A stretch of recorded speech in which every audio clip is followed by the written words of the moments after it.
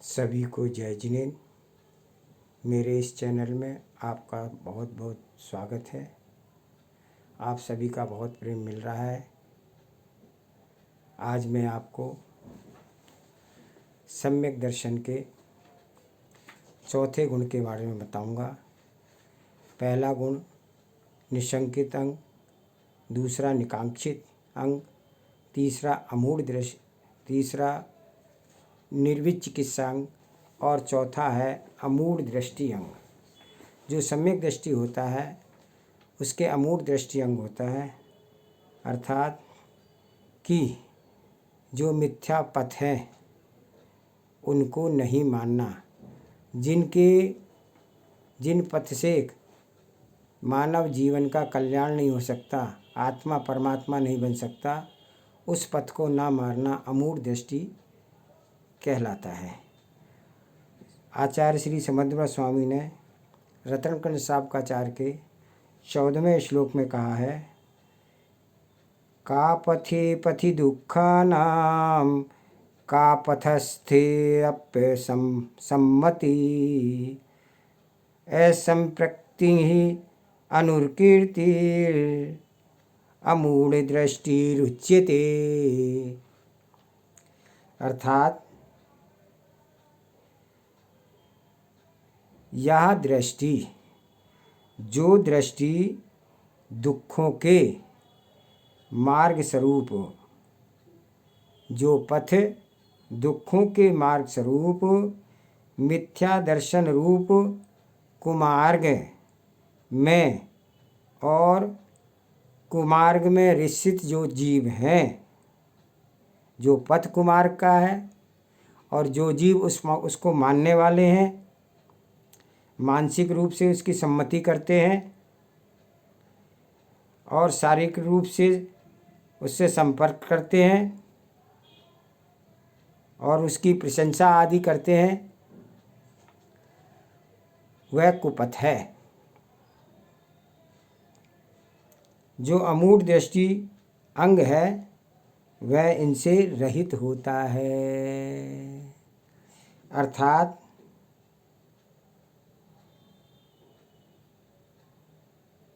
मिथ्या दर्शन आदि संसार के मार्ग में होने से कुमार्ग कहलाते हैं।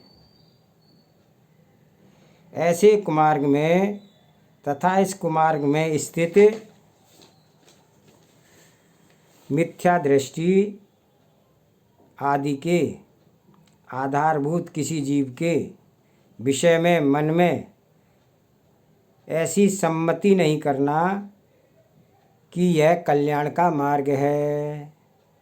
शरीर के नखों की चुटकी बजा करके, उंगली चला करके, गर्दन मस्तक हिला करके उसकी प्रशंसा नहीं करना तथा वचन से भी उसकी स्तुति नहीं करना। सम्यक दृष्टि का यह तीसरा अंग, यह चौथा अंग अमूढ़ दृष्टि अंग कहलाता है। अमूढ़ दृष्टि गुण के अंदर जो कुमार्ग हैं, जिन धर्मों पर चलने से, जिन मार्गों पर चलने से आत्मा परमात्मा नहीं बन सकता, ऐसे सभी मार्ग कुमार्ग कहलाते हैं। ऐसे कुमार्ग को ना मानना, ना उनके मानने वालों की प्रशंसा करना, ना उनके शास्त्र मठ आदि की प्रशंसा करना, ना उनके संगीत आदि पर आए तो उन पर सिर हिला करके और चुटकी ताली बजा करके उनकी अनुमोदना करना। जो सम्यक दृष्टि है वह ऐसा नहीं करता है, इसलिए वह उसका अमूढ़ दृष्टि अंग है।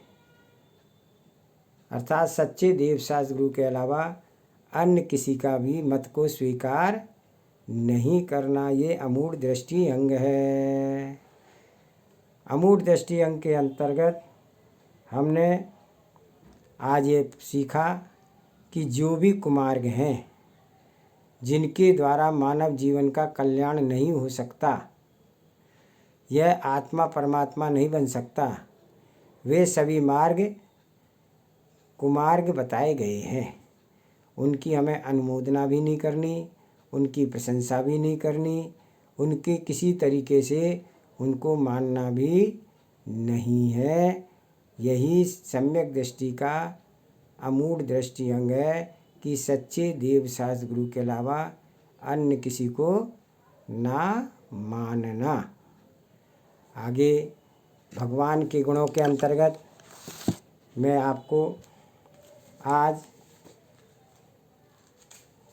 तीर्थंकर के गुणों की चर्चा चल रही थी, जिसमें मैंने आपको 10 जन्म के अतिशय बताए तीर्थंकर बालक के।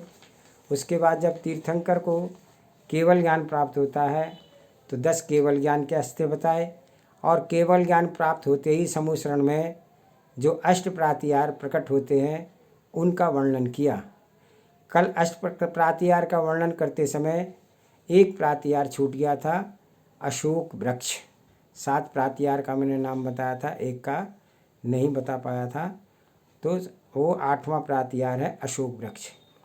आज मैं आपको इससे आगे बताता हूँ कि भगवान के 14 गुण और होते हैं जो देवों के द्वारा किए जाते हैं।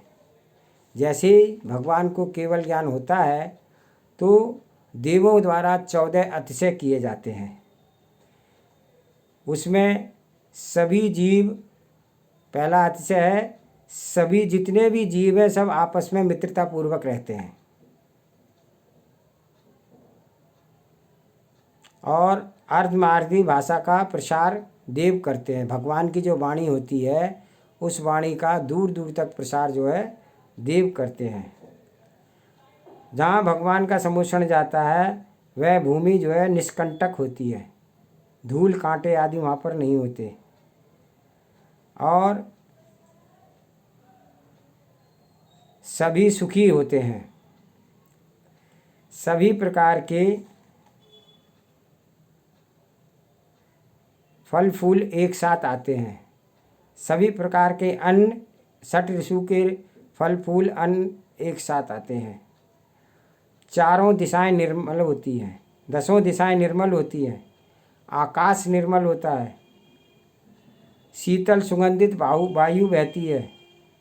भगवान के चरणों के नीचे 225 स्वर्णिम कमल इंद्र रचना करता है, और देवताओं के द्वारा जय जय घोष किया जाता है। गंधोदक की वृष्टि होती है, धर्म चक्र चलता है, सभी जगह सुगंधित होती है, और अष्टमंगल द्रव्य प्रकट होते हैं। ये 14 अतिशय देवों के द्वारा किए जाते हैं। इस प्रकार से 10 जन्म के अतिशय, 10 केवल ज्ञान के अतिशय, और 14 देवोकृत अतिशय, और अष्ट प्रातिहार, और अंत में जब भगवान को केवल ज्ञान होता है तो अनंत चतुष्टय की प्राप्ति होती है। अनंत दर्शन, अनंत ज्ञान, अनंत सुख और अनंत वीर की प्राप्ति होती है। जय अनंत प्रभु के तीर्थंकर अनंत प्रभु के 46 गुण होते हैं, जो तीर्थंकर प्रकृति का बंद करके अरहंत बनते हैं और उसके बाद सिद्ध अवस्था को प्राप्त होते हैं।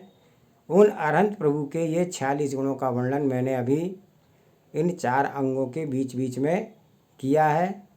आज का वीडियो मैं यहीं पर समाप्त करता हूँ।